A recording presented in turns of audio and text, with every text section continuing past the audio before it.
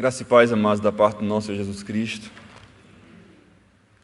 Nós nos alegramos mais uma vez de estar aqui para proclamar a palavra do Senhor. E vamos abrir no Evangelho segundo escreveu Lucas, no capítulo 12. Evangelho segundo escreveu Lucas, no capítulo 12.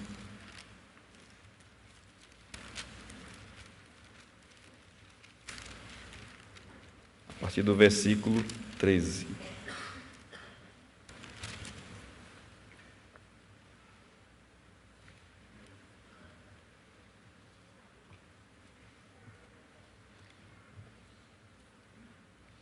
A minha versão é aquela Nova Almeida atualizada, aquela que o pastor Augusto falou no culto passado à noite, mas é quase igual, é só que não tem vituperar, como ele falou, né? E não tem aquelas mesóclises todas. Diz assim a palavra do nosso Deus. Nesse ponto, um homem que estava no meio da multidão disse a Jesus: Mestre, diga a meu irmão que reparta comigo a herança.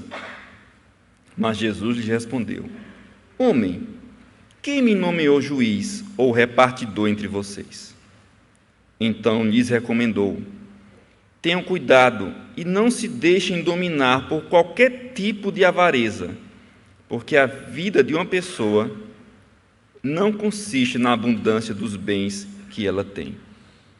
E Jesus lhes contou ainda uma parábola, dizendo: O campo de um homem rico produziu com abundância. Então ele começou a pensar: Que farei, pois não tenho onde armazenar minha colheita?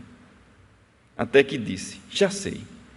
Destruirei os meus celeiros, construirei outros maiores, e aí armazenarei todo o meu produto e todos os meus bens.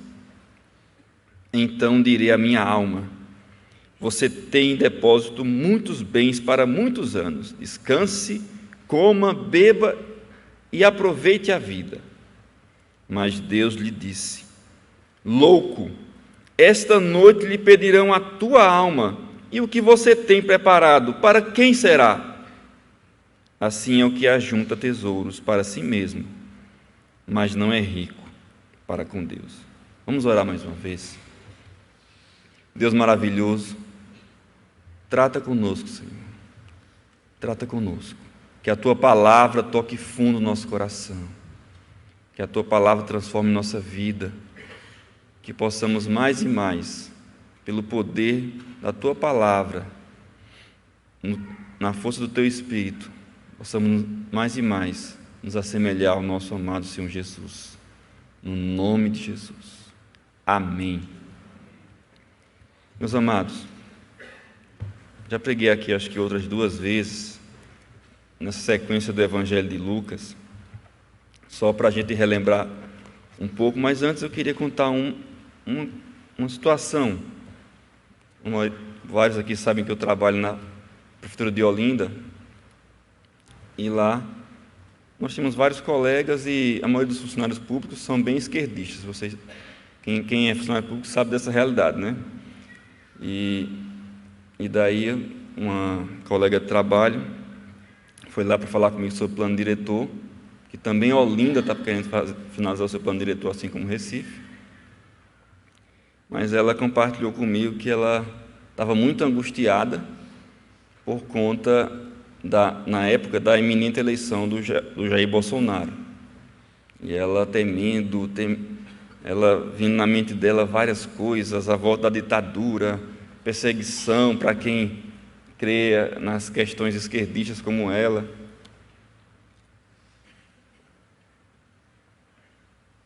E eu enfatizei que, acima de todas as coisas, está o nosso Deus, e nele nós podemos não ter esse tipo de temor. E eu pedi permissão e eu orei por ela, mas eu achei interessante, independentemente, nosso pastor Cláudio aqui numa fala muito feliz, independentemente de posicionamentos, ou mais à direita ou à esquerda, se estamos aqui, temos um coração voltado para o Senhor, portanto é que a base da nossa vida seja o Senhor. E muitas pessoas estão aflitas com vários tipos de preocupações. Mas o que é que a palavra de Deus fala sobre essas questões das preocupações? E eu quero tomar esse texto e o seu contexto, deixe sua Bíblia aberta que a gente vai dar uma caminhada boa nesse todo esse contexto para a gente trabalhar essa questão. Até que ponto nosso coração realmente descansa no Senhor? Ou as circunstâncias da vida têm nos deixado aflitos e insônios? Aqui, Lucas, quando ele escreveu o seu evangelho, ele tem várias características peculiares. Apesar dele ser dos 3 sinóticos, ou seja, eles tanto Marcos quanto Mateus e Lucas, eles têm mais ou menos uma raiz parecida, mas o foco de Lucas, como conheceu o Senhor Jesus através do apóstolo Paulo, e foi um daqueles companheiros de Paulo, ele tem um foco de pregar para aqueles que eram gregos, gentios. O foco da escrita dele aqui, do Evangelho, é para esse público. E ele traz uma coisa muito peculiar, que é a ênfase que ele dá na última viagem do Senhor Jesus, quando ele sai da Galileia para ir para Jerusalém. Se você vê todos os outros evangelhos, essa caminhada da Galileia para Jerusalém dura 1, 2 capítulos. No caso aqui em Lucas são 10 capítulos. Começa no capítulo 9, versículo 51, e vai até o final do capítulo 19. Tudo essa caminhada, saindo da Galileia até Jerusalém, passando por Samaria. E nessa caminhada, várias parábolas Lucas insere. E parábolas muitas vezes que só tem no Evangelho de Lucas. Além das parábolas conhecidas que também Mateus já expõe, e Marcos, ele também traz várias parábolas que só tem aqui. E esta é mais uma delas. Eu creio que da vez passada eu preguei na parábola do bom samaritano, que eu até falei que é a parábola do próximo, a parábola do amigo inoportuno, que eu disse que é a parábola dos 3 amigos, e agora estamos nessa parábola do rico tolo. Também só tem aqui no Evangelho de Lucas. E por que tantas parábolas em Lucas? Lucas é o autor que mais tem parábolas, se você for olhar. Justamente por causa da mente grega. A mente grega é uma mente que é muito sujeita a todo tipo de elucubrações. Não é Foi da Grécia que veio todo o trabalho filosófico, desde os pré-socráticos, passando por Sócrates, que é o pai da filosofia, e toda a continuidade das escolas filosóficas que chegam da Grécia. Então, a mente grega, a mente helenista, é uma mente voltada para toda essa discussão filosófica. Então, qualquer coisa, qualquer enunciado que você falar, as pessoas começam a tecer vários tipos de comentários, de opiniões. Só que a parábola, ela tem uma diferença, porque quando você introduz a parábola no meio do que você está falando, você obriga a vivência da parábola. Não adianta você ficar pensando em tudo o que ela pode significar, mas quando você conta uma parábola falando daquele contexto, a pessoa tem que viver aquela parábola para entender realmente o que Jesus está falando. E daí você consegue, pelo menos, retirar a grande maioria das várias opiniões que podiam ser formuladas através dos conceitos. Então, por isso esse enfoque tão grande de Lucas nessa ênfase de parábolas. E nessa parábola propriamente dita, sempre tem um enredo parecido, sempre começa com alguém fazendo alguma pergunta, ou algum pedido, alguma solicitação. Naquela parábola que expus aqui do samaritano, tudo começa com aquela pergunta, quando aquele intérprete da lei, Jesus diz: vá e faça o mesmo, cumpre aquilo que dizes. Aí ele diz: mas quem é o meu próximo? Daí vem a parábola do samaritano, tornando inquestionável a aplicação de quem é o próximo. Depois vem um pedido, naquela parábola do amigo inoportuno, dos seus discípulos: Senhor, ensina-nos a orar, assim como João ensinou os seus discípulos. E daí o Senhor Jesus fala aquela passagem do Pai Nosso, mas também traz a parábola do amigo inoportuno, dos 3 amigos.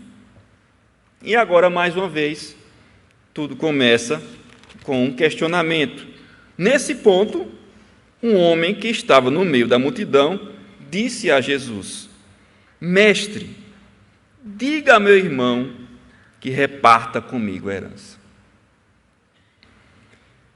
E daí, a primeira coisa que a gente tem que perguntar é: essa pergunta tem sentido?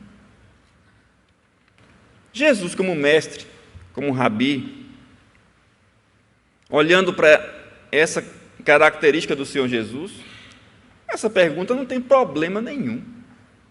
Era comum que os mestres, os intérpretes da lei, os fariseus, eles geralmente eram chamados para mediar conflitos de propriedade, para mediar também questões de casamento, divórcio, que também tinha naquela época. Era uma coisa comum. Então, essa pergunta não é uma leviandade da pessoa que o fez. Contudo, a pergunta tem a ver com o que Jesus estava falando, porque, veja, ele começa dizendo, nesse ponto. Então, se é nesse ponto, já está havendo uma fala do Senhor Jesus. Essa fala começa no versículo 1 do próprio capítulo. Volte aqui para o versículo 1. Visto que milhares de pessoas se aglomeraram a ponto de se atropelarem umas às outras, Jesus começou a dizer, antes de tudo, aos seus discípulos, e começou falando várias coisas que nós temos aqui. Começou falando do fermento dos fariseus, que é a hipocrisia, que é a questão de querer parecerem que eram uma coisa, mas na realidade o seu coração estava cheio de más obras, de más intenções. Aparentavam que eram pessoas muito dignas, mas eram pessoas com o coração voltado para a própria soberba. Então ele fala, o fermento dos fariseus, que é a hipocrisia, falando dos hipócritas, daqueles teatros que a pessoa colocava uma máscara, dizendo, eles são mascarados, eles fingem uma coisa, mas o coração deles é outro. Cuidado para vocês não caírem nesse erro. Sejam verdadeiros, até nos erros, confessando os próprios pecados. E ele começa falando porque desde o capítulo 11, se você olhar, ele está numa discussão pesada e ferrenha com os fariseus. Tanto que o capítulo 11 encerra, quando Jesus saiu dali, num jantar que ele teve com fariseus, na casa de um fariseu, os escribas e fariseus começaram a contestá-lo com veemência, fazendo perguntas a respeito de muitos assuntos, com o objetivo de tirar daquilo que ele dizia um motivo para o acusar. Então, já estava havendo uma grande discussão entre Jesus e os fariseus. E Jesus começa a mostrar que o caminho dele é bem diferente do caminho dos fariseus. O caminho do Senhor Jesus não é um caminho de hipocrisia, de julgar os outros, mas não olhar para si mesmo. Ele é o caminho do Senhor. E muitas vezes, ele também trata o seguinte, apesar desses fariseus aparentemente terem o poder, mas veja o versículo 4, diga a vocês, meus amigos, não temam. O tema aqui para temer é fobia, que ele repete isso várias vezes. Não tenham medo dos que matam o corpo e depois disso nada mais podem fazer. Eu, porém, vou mostrar a quem vocês devem temer. Temam aquele que depois de matar tem poder de lançar no inferno. Sim, digo a esse, vocês devem temer. Ele fala claramente, olha, esses fariseus que trazem as pessoas, que fazem ameaças, que estão o tempo todo julgando, que estão o tempo todo falando, querendo dizer que eles são certos, que vocês são os errados, não temam. Eles podem ter até um bom relacionamento com o Sinédrio, mas não temam eles. Eles podem perseguir, sim, podem. Eles podem questionar, podem. Eles podem querer lhe prender, podem. Podem querer lhe matar, podem. Mas eles não podem atingir sua alma. Vocês têm que temer ao Senhor. Porque se vocês não seguirem ao Senhor, aí sim, vocês terão que temer. Porque aqueles que não seguem, Ele lança no inferno. Então ele faz essa questão. Temos que muito mais temer a Deus do que temer aos fariseus, aos intérpretes da lei. Não foi isso também, se a gente olhar o livro de Atos, que é o mesmo autor, Lucas, quando ele enfatiza naquela passagem de Pedro e João, depois de muitas ameaças de serem presos, de estarem de frente do Sinédrio, antes importa seguir a Deus do que aos homens. Então, o Senhor Jesus está mostrando claramente a quem devemos temer. E não só temer, mas confessar diante dos homens que somos seguidores do Senhor Jesus. Digo mais a vocês, todo aquele que me confessar diante dos outros, também o Filho do Homem o confessará diante dos anjos de Deus. Mas o que me negar diante das pessoas será negado diante dos anjos de Deus. Vocês têm que seguir a mim. Vocês têm que confessar que eu sou o Senhor da vida de vocês, que eu sou o mestre de vocês, que eu sou o Salvador da vida de vocês. Eu que sou o Filho do Homem, eu que posso salvar. Não são fariseus, não são escribas. E ainda mais, eles disseram, quando levarem vocês às sinagogas ou à presença de governadores e autoridades, não se preocupem quanto à maneira como irão responder, nem quanto às coisas que tiverem de falar, porque o Espírito Santo lhes ensinará naquela mesma hora as coisas que vocês devem dizer. Não se preocupem. Além de vocês confessarem a mim, eu enviarei o Espírito Santo, que quando vocês forem interpelados, quando vocês forem acusados, quando vocês forem levados à presença das autoridades para prestarem contas, o Espírito de Deus mostrará o que falar, vos fará lembrar das palavras que tenho dito. Então, toda essa dinâmica estava sendo falada pelo Senhor Jesus. Aí chega esse rapaz no meio da multidão e faz esta pergunta: mestre, diga a meu irmão que reparta comigo a herança. A fala dele é totalmente dissociada da fala do Senhor Jesus. Enquanto Jesus mostra claramente as questões de fé, de ter que seguir a Ele, que o caminho dele é diferente do caminho dos fariseus, chega essa pessoa e coloca essa questão diante do Senhor Jesus. Na realidade, ele não procurava um Salvador. Ele não procurava alguém para seguir realmente e colocar a sua vida diante dele. E confiar na sua poderosa mão, na sua obra, no envio do Espírito Santo. Ele procurava alguém que julgasse a causa dele a seu favor. Ele procurava um fariseu.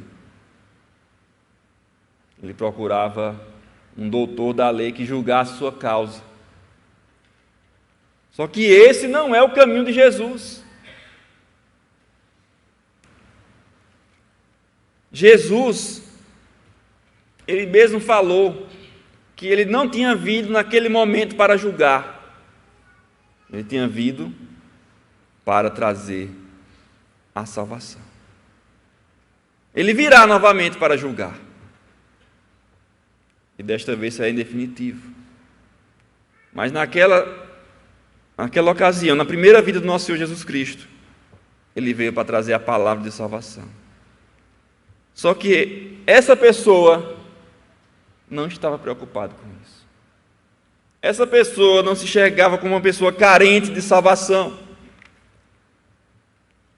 Ela queria alguém que julgasse a causa dele, pois ele se sentia injustiçado diante do seu irmão que tinha ficado com a herança. Por isso, veja a resposta do Senhor Jesus. Mas Jesus lhe respondeu: Homem, quem me nomeou juiz ou repartidor entre vocês? Ele não veio para isso. Mas aí alguns podem questionar: mas pastor, quer dizer que a gente não pode colocar nossas lutas diante de Deus? Claro que pode. Devemos colocar todas as coisas diante de Deus. Mas o que é que está no nosso coração? É confiar na sua obra? É descansar nele? Ou é querer que os nossos desejos sejam realizados? Ou é querer que as coisas que desejamos ter ou obter se realizem através da operação do Senhor? Na realidade, o Senhor Jesus foi no cerne da questão. E aí ele logo recomendou para toda a multidão. Diz o texto em grego que ele recomendou a todos que estavam lá, a toda a multidão. Você vê no versículo 1 que havia uma multidão lá de milhares de pessoas. E ele falou para a multidão, disse: olha, tenham cuidado e não se deixem dominar por qualquer tipo de avareza, porque a vida de uma pessoa não consiste na abundância dos bens que ela tem. A vida de uma pessoa não consiste na abundância dos bens que ela tem. Ou seja, ele pegou o ponto aqui é a ganância. A pessoa não estava preocupada em seguir o Senhor Jesus. A pessoa não estava colocando para que aquela angústia fosse tratada no seu coração. Não. O que ele queria era que a sua vontade fosse feita, ter as coisas.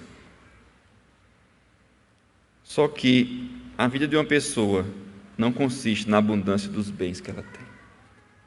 Uma palavra dura do Senhor Jesus. E essa é uma realidade que todos nós temos que lutar conosco mesmo.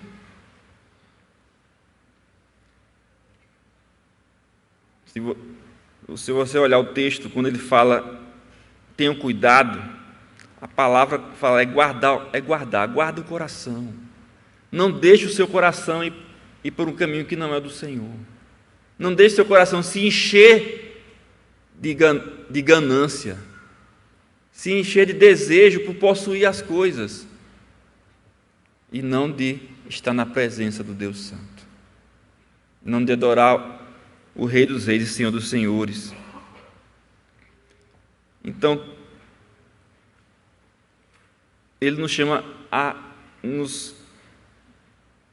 diz o texto lá, todo tipo de avareza. Outras versões que tem assim, todo tipo de cobiça. E remete lá para o 10º mandamento: não cobiçarás. Não ficarás querendo o que é de outrem, ou ficar desejando as coisas, colocar a sua segurança nas coisas. Porque a ganância não é só por bens não, meus queridos. Ganância não é só em relação a dinheiro. Mas, por exemplo, a gente pode ter a ganância de querer estar sempre certo, de querer que todo mundo concorde comigo, ou querer que todo mundo reconheça o meu trabalho, ou então ter aquela ganância de todo tempo estar lutando por direitos, mas por servir não. O que importa é que ninguém pise no meu pé e fira o meu direito. Ou então, como eu falei, busca de reconhecimento, de aplausos, busca de realização profissional. Tudo isso, quando é colocado acima do Senhor, cai na ganância, cai na cobiça, cai nos caminhos desaprovados pelo Senhor. Tudo isso é ganância. E é isso que Jesus está repreendendo veementemente aqui. E daí, depois de falar dessa forma categórica, aí sim, para referendar e firmar bem o que ele está falando, Jesus propôs uma parábola. E essa parábola eu vou dividir em 3 partes, para ficar bem claro toda a questão do seu. A primeira parte é o que eu chamo da bênção. Veja aqui: o campo de um homem rico produziu com abundância. A gente sabe que a economia era agrária, então o homem rico era um fazendeiro, e o seu campo produziu. Mas de onde é que vem a abundância? De onde é que vem as bênçãos da riqueza? Só vem de um lugar, vem do Pai das luzes. Vem somente dele, não vem de nenhum outro lugar. Diz lá em Tiago, e em toda a Bíblia é assim: vem dele, vem do Senhor. O que foi que ele fez para que o campo produzisse tanta coisa? Nada. Foi Deus que derramou em abundância. O próprio Senhor Jesus disse: eu vim para que tenham vida, e vida em abundância. A abundância faz parte das bênçãos de Deus. Contudo, não foi isso que o personagem da parábola entendeu. Então ele começou a pensar: que farei? Pois não tenho onde armazenar a minha colheita. As palavras gregas usadas falam de uma pessoa que está pensativa, angustiada, aflita, porque não sabe onde vai guardar toda essa colheita. Ao invés de estar alegre, jubilosa, louvando a Deus por tamanha abundância, isso tornou-se uma grande aflição. O que é que eu vou fazer? E agora? Como é que eu vou resolver esse assunto? Como é que eu vou poder acomodar toda essa abundância que eu tenho? Eu não posso perder nada. Isso faz lembrar Boaz, né? Boaz, quando Ruth foi colher espigas para, naquela época, os pobres que não tinham renda, podiam, se tivesse alguma espiga caída no chão, podiam recolher para levar para casa. Era o que dizia a lei de Moisés. Mas Boaz, quando viu Ruth e soube do que ela estava fazendo, que era para alimentar ela e a sua sogra Noemi, que ela veio da sua terra para vir com a sua sogra sem, como diz no ditado popular aqui, sem eira nem beira, porque naquela época 2 mulheres sem marido eram pessoas mais pobres possíveis, pois não tinham renda. Mas Boaz, conhecendo o coração daquela mulher, disse: meus servos, derrubem mais espigas no chão, para que ela leve para alimentar ela e a sogra dela, pois ela é uma bendita do Senhor, pois saiu da sua terra e veio seguindo o Senhor e a sua sogra. Só que esse homem não. Esse homem não podia perder nada. Esse homem não podia ter nada, podia ficar de fora. Até que ele diz: já sei, destruirei os meus celeiros, construirei outros maiores, e aí armazenarei todo o meu produto e todos os meus bens. Então direi à minha alma: você tem em depósito muitos bens para muitos anos. Descanse, coma, beba e aproveite a vida. Veja, estou na segunda parte, né? Primeiro a bênção de Deus, depois a segunda parte é a reação do homem. Primeiro ele ficou aflito, sem saber o que fazer, depois ele disse: já sei. E daí ele vai fazer um grande empreendimento para acomodar toda aquela riqueza que Deus lhe deu, para que nada ele perca. E depois ele vai descansar em toda aquela riqueza. Ele pensando, né? Depois que eu fizer todos esses celeiros, eu vou descansar em toda essa riqueza que eu tenho, e por muitos anos eu vou poder aproveitar a vida. Interessante que essas questões de riqueza, quantas vezes a gente ouve falar de pessoas que buscam riqueza? Não, se eu tiver um salário a mais, eu vou poder aproveitar melhor a vida. Se eu tivesse aquele emprego público, eu vou poder aproveitar melhor a vida. Eu que já fiz concurso, conheço pessoas que não conseguiam parar de fazer concursos, porque eles sempre visualizavam um curso melhor, mas acima, para poder ter mais dinheiro, para poder alcançar mais, mas eles nunca estavam descansados. Nunca. Esse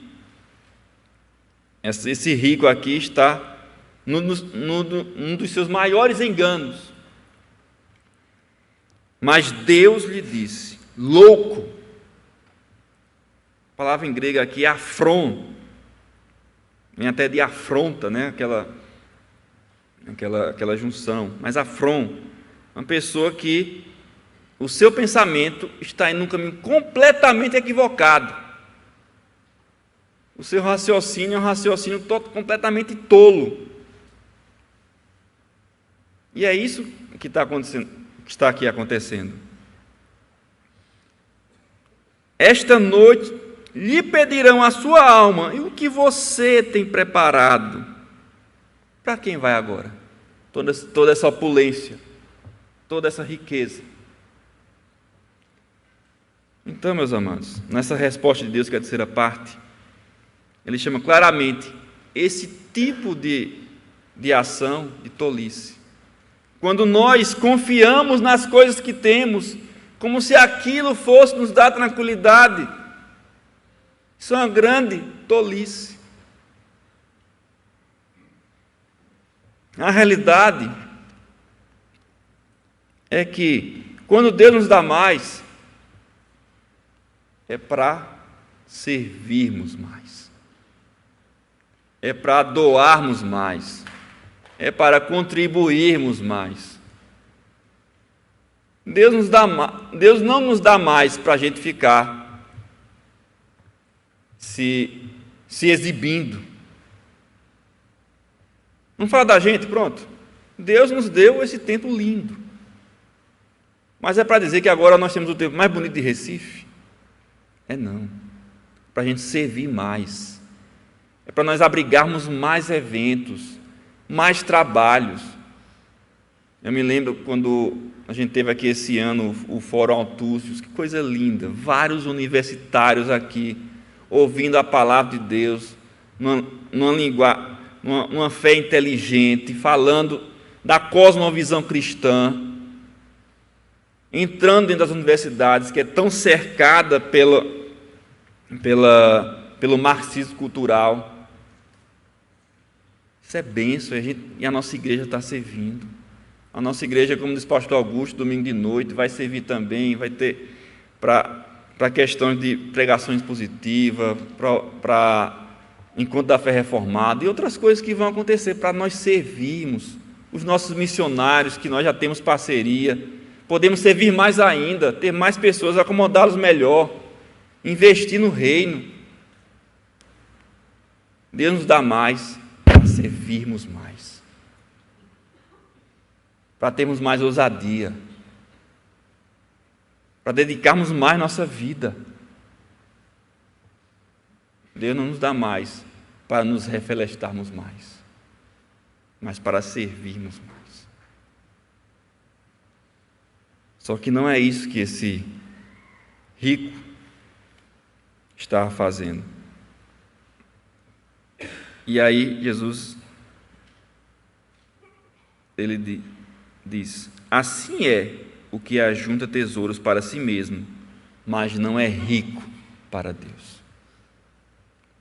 Quando nós deixamos que a nossa vida se baseie naquilo que temos ou queremos ter,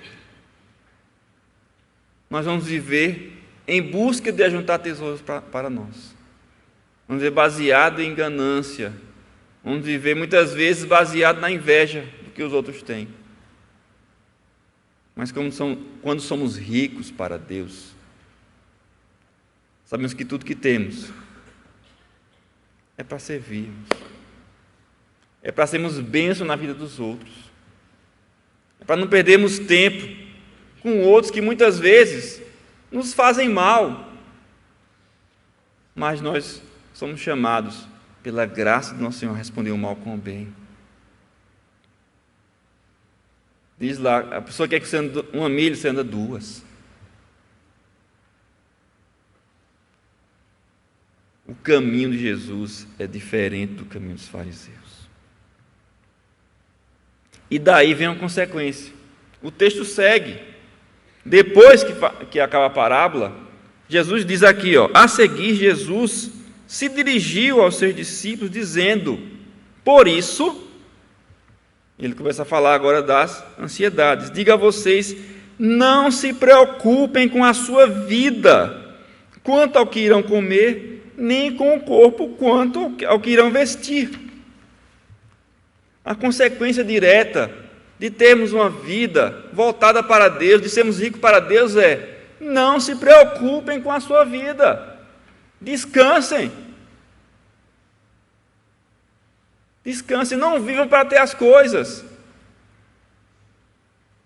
Muitos de nós, infelizmente, nessa roda viva que nós temos aqui, vivem para...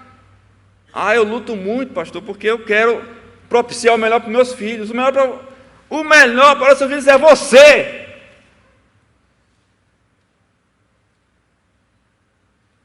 O melhor para seus filhos, para sua casa, é você, não são as coisas que você dá. É você, em nome de Jesus, pela graça do Senhor. Então, descansem, não se preocupem. E ele dá exemplos aqui, tem lá em Mateus e aqui replica, aqui em Lucas, é uma passagem replicada. Ele alimenta os corvos nada fazem, mas Deus dá o alimento dos corvos. Também tem a erva do campo, Deus também provê a sua vestimenta. Quanto mais a vós. Então, buscar em primeiro lugar o seu reino. E essas coisas não vão faltar. Verso 31. Busquem, antes de tudo, o seu reino, e estas coisas lhes serão acrescentadas. Busquemos o reino do Senhor. Busquemos ter uma vida rica para Deus. Busquemos ter uma vida baseada no Senhor, descansando nele, tendo a nossa vida totalmente baseada nele, confessando ele como Senhor e Salvador, para o que der e vier, independentemente da luta que for, da perseguição que for, do falatório que for, siga ao Senhor Jesus e trabalhe pelo reino. E aí de novo, verso 32, olha, não tenha medo, não temas, ó pequenino rebanho, porque o Pai de vocês se agradou em dar-lhes o seu reino. O nosso Pai nos chamou para o seu reino.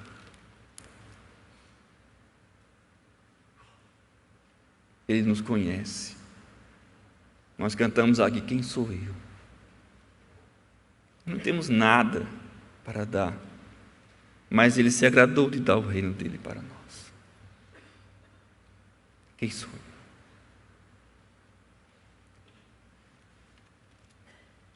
Ele nos conhece. Um texto que eu não li, no versículo 7, diz assim, até os cabelos da cabeça de vocês estão todos contados. Não temam, não tenham medo.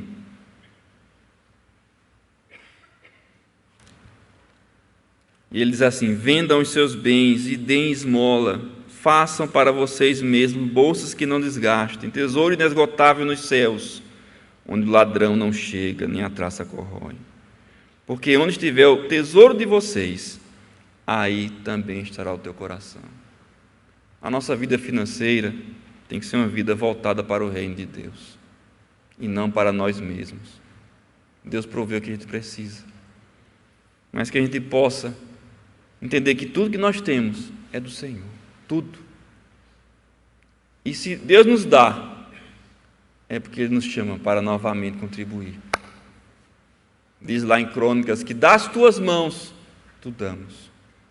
Que o nosso coração tenha essa atitude de gratidão, porque tudo que temos, tudo nos foi dado pelo Senhor de toda a terra, por aquele que tem nas suas mãos toda a riqueza, toda a prata, todo o ouro, e distribui copiosamente àqueles que se achegam a Ele.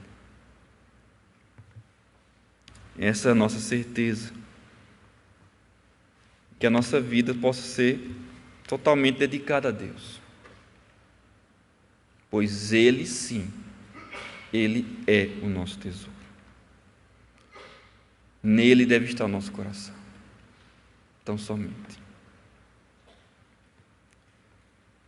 Nessa última viagem de Jesus estava preparando seus discípulos, porque perceba, sempre uma coisa interessante, na parábola que ele contou, e naquela questão, Jesus estava falando para a multidão, mas perceba que na passagem anterior à parábola, e nessa passagem que eu acabei de ler agora, que vai do 22 até o 34, Jesus está falando para os discípulos em primeiro lugar.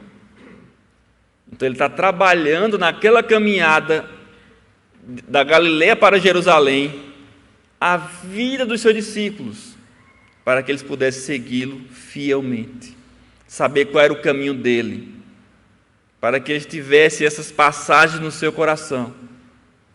Tanto que Lucas depois ouviu dos discípulos, ouviu dos apóstolos essas passagens. Isso foram relatos vivos dados a Lucas, e que ele transcreveu, de forma também que aqueles discípulos agora, aqueles que não eram só judeus, que eram gentios, que eram gregos, também pudessem seguir, eles que eram imensamente perseguidos pelo Império Romano, mas que eles não temessem, que eles continuassem seguindo, porque aqueles que eles temiam, que agora que era o Senhor Jesus, é muito mais poderoso que o Império Romano, que César, que cuida deles, que os ama, e mesmo que César viesse tirar a vida deles, não podiam afetar a sua alma, e eles seriam vitoriosos em Cristo Jesus, e eles podiam caminhar na riqueza ou na pobreza, mas com o coração dedicado ao Senhor, totalmente dedicado. E para nós hoje, trazendo de volta aquela ilustração que eu dei da pessoa lá do meu trabalho, que estava angustiada,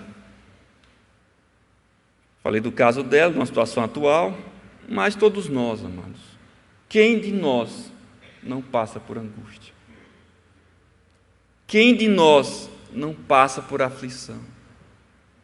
Quem de nós não vive momentos de tormento? Quantas vezes nós já falamos com Deus e perguntamos por quê?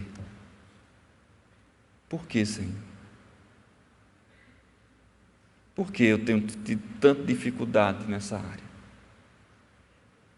Por que eu tenho sofrido tanta oposição, perseguição?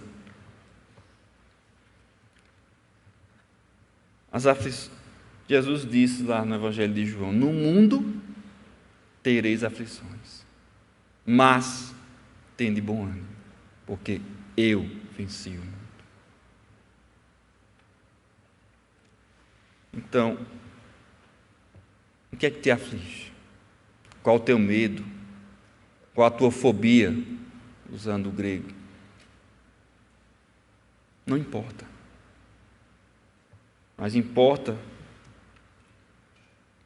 é como devemos agir diante das angústias, das aflições, dos medos. E baseado no que nós aqui expomos, eu quero simplificar e trazer na sua atitude, na sua vida, na sua luta, tenha 3 olhares.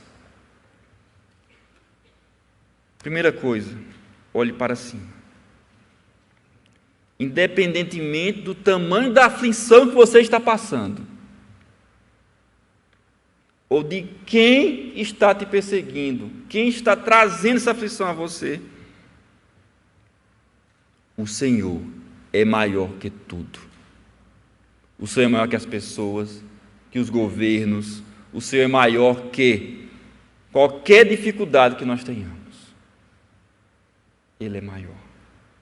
Ele é o governante sobre toda a terra. Nas mãos do Senhor está a vida de todos os homens. Aqueles que acham que dominam a vida, nas mãos do Senhor, a vida deles não é nada. Interessante que essa música que eu citei, cantada aqui pelo nosso grupo de louvor, também fala isso. Nós somos como uma onda que num instante passa. Diz a palavra de Deus, como a erva que logo vai embora. Mas mesmo sendo só isso, aquele que nos ama está atento a cada detalhe das nossas vidas. Cada detalhe das nossas vidas estão nas mãos do nosso Senhor. Nada está fora. E por isso, levantemos nossos olhos, olhemos para cima, nos apeguemos tão somente a Deus. Não caiamos no outro erro. Tem gente que, quando está nessas aflições, se apegam a pessoas, olham pessoas como se fossem pessoas inerrantes. Não existe isso. Todos pecaram e carecem da glória de Deus. Mas se apegue-se ao Senhor. Coloque-se diante dEle. Diz lá que toda ansiedade devemos colocar diante do Senhor. Ele trata o nosso coração. Diz lá que a paz de Deus, que excede todo entendimento, inundará o vosso coração em Cristo Jesus. Ele se importa. Ele nos ama. Por isso, em primeiro lugar, ao trabalharmos com a aflição, olhemos para cima, para o Senhor, que tanto nos amou, que deu seu Filho amado, para que não morramos, mas temos vida eterna. Mas não só isso, também olhemos para dentro, enxerguemos que a maioria dos nossos medos, aflições e angústias são baseados nas nossas próprias ganâncias, nos nossos próprios desejos que não são aprovados por Deus. Diz lá Tiago: pedis e não recebeis, porque pedis mal, para gastares em vossos prazeres.